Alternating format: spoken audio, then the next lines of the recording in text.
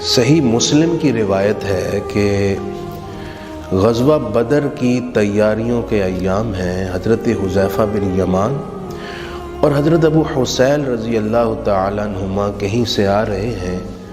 کفار نے گرفتار کر لیا اور کہا تمہاری جاں بخشی کی ایک ہی صورت ہے کہ ہم سے کمٹمنٹ کرو، ہم سے وعدہ کرو، مدینہ طیبہ جا کر مسلمانوں کے ساتھ شامل ہو کر ہمارے خلاف میدان بدر میں لڑائی کے لیے نہیں آؤ گے۔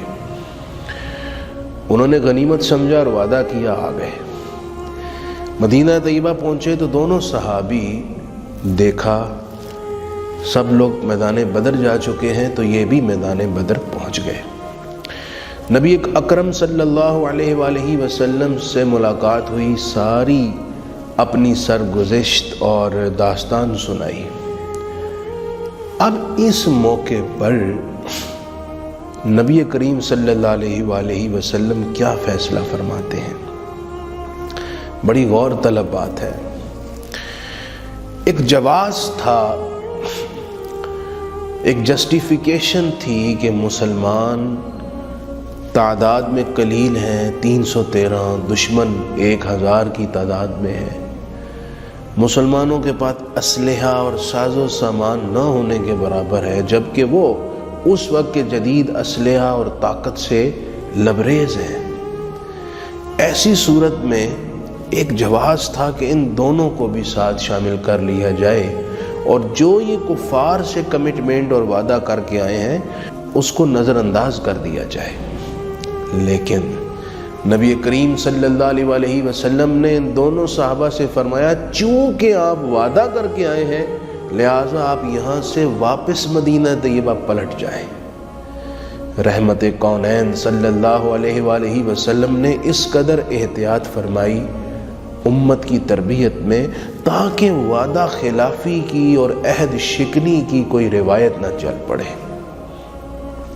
آج ہمارا حال یہ ہے، وہ کہتے ہیں کہ جب کہتے ہیں ہم کرتے ہو کیوں وعدہ خلافی، فرماتے ہیں ہنس کر یہ نئی بات نہیں ہے۔ کاروباری طبقے میں وعدہ کیا جاتا ہے، وعدے کا وقت آ پہنچتا ہے تو پھر ایک نیا وعدہ، مال وقت پر نہیں ملتا، جس نے پیسہ لینا ہے وعدے کے مطابق وقت پر اسے پیسے نہیں ملتے، البتہ ایک نیا وعدہ مل جاتا ہے۔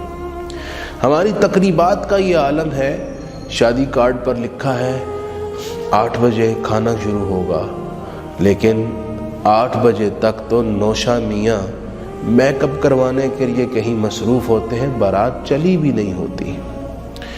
وقت کی قدر کا احساس تک نہیں رہا۔ شاید جتنا ہم لوگ وقت کے ساتھ زیادتی کر رہے ہیں دنیا کی کوئی قوم اپنے وقت کے ساتھ اتنی زیادتی نہیں کرتی ہوگی۔ اس کے ساتھ ہمارے سیاستدانوں کا طبقہ ہے، وہ جو الیکشن کے دنوں میں قوم سے وعدے کرتے ہیں، 5 سال بعد دوبارہ وعدے کرنے آ جاتے ہیں، جو وعدے پہلے کیے تھے ان کی وفا کہیں نظر نہیں آتی۔ اپنے معمولات کو دیکھیے، میں ایک فیملی کو جانتا ہوں، وہ فیملی پاکستان میں سیٹلڈ ہوئی، انہوں نے ایک فرنیچر ساز سے فرنیچر بنوایا، صرف 2 ہی ہفتوں میں فرنیچر کو کیڑا لگ گیا، بار بار فرنیچر ساز کو بلائے وہ وعدے کر کے آئے ہی نہیں۔ جس سے لوہے کا کام کروایا، گیٹ بنوایا، اس سے سیڑھیاں بنوائیں، اسے ریلنگ بنوائی، وہ بھی اس معیار کی نہیں نکلی، بار بار لوہے والے کو بلایا وہ آیا ہی نہیں۔ جب اس سے پوچھا جناب آپ تشریف نہیں لائے بار بار وعدہ کر کے، آپ کا اس حدیث پر یقین نہیں ہے لا ایمان علی من لا عہد لا، اس شخص کا ایمان ہی نہیں جو وعدہ پورا نہ کرے، تو وہ صاحب یہ سن کر شرمندہ ہونے کے بجائے اور اپنی اصلاح پر توجہ دینے کے بجائے کہنے لگے جناب ہمیں حدیثیں نہ سنائیں، ہم نے پڑھی ہوئی ہیں۔ یہ حال ہے ہمارا۔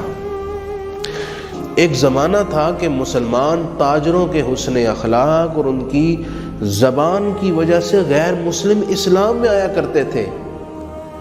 آج کیا کوئی مسلمان ایسا ہے جو یہ دعویٰ کرے کہ ہمارے کریکٹر سے متاثر ہو کر کوئی غیر مسلم اسلام کی طرف آئے گا، میں تو سمجھتا ہوں کہ غیر مسلموں کے اسلام میں آنے کی سب سے بڑی رکاوٹ ہم لوگ خود ہیں، ہمارا کریکٹر ہے، ہماری زبان ہے، ہمارے اخلاق ہیں، ہمارے وعدے ہیں۔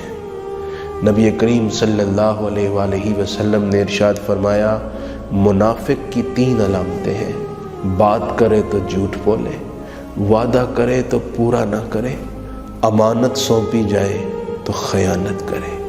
حدیث کی روشنی میں ہم سب کو اپنا جائزہ ضرور لینا چاہیے۔